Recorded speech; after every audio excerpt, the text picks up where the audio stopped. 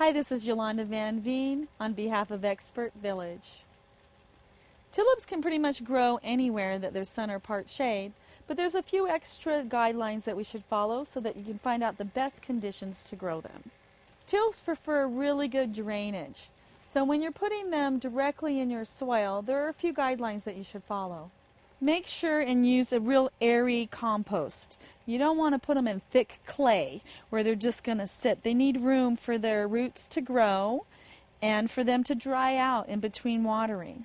Raised beds are probably the best place that you can plant your tulip bulbs. They've got a little bit of height on them so that when the water drains, it drains away from the bulbs. And that, I found, is the key to having success for them to come back year after year.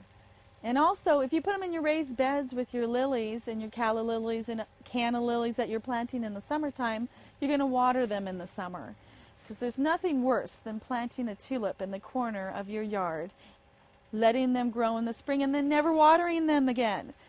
I found in Portland area, when we get really hot summer days, they're going to heat up and you're going to lose them because they'll just dry out, they'll cook.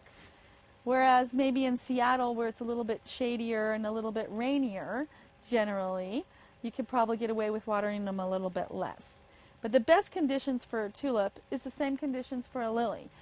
Good drainage, enough sun, and plenty of room to grow.